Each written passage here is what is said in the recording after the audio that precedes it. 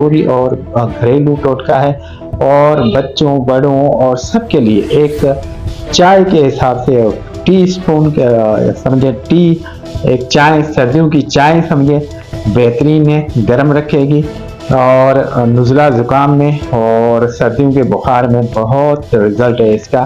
आप हमारे इस नुस्खे को समझें, देखें और बना के घर में अपने घर में रखें, किचन में रखें, जार में रखें।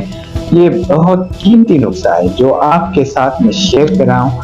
इसको इस्तेमाल कराएं और खुद भी इस्तेमाल करें और दूसरों को भी बताएं कि कितना ये अच्छा सा नुस्खा है।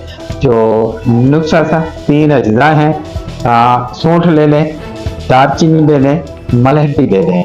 तीनों अज्जा को नीम कोसा यानी ददर बदर कर लें और एक जार में रख लें। ठीक है, हम वजन लेना है, जार में रख लें। ये तकरीबन चौथाई चम्मच एक बड़े वाला कप जो है उसमें उसको जोश दें।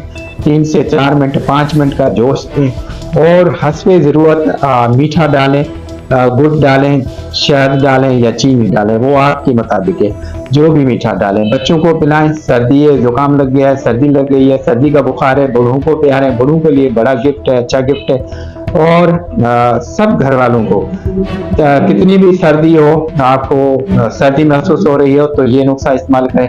माशाल्लाह इसके बहुत 100% रिजल्ट हैं और मैं तो घर में रखता ही रखता हूँ और इसका आप भी बना के इस्तेमाल करें। इंशाल्लाह आपको जितना फ़ायदा होगा और हमारे लिए दुआएं करें और हमारे वीडियो और बकाया आने वाली वीडियो को शेयर और फॉलो लाइक ज़रूर करें ताकि हम वक्तन ब वक्तन आपको और मज़ीद मिसाजात से आपको आगाह करते रहें। अल्लाह हाफ़िज़, आपका अपना कीमती। खुदा हाफ़िज़।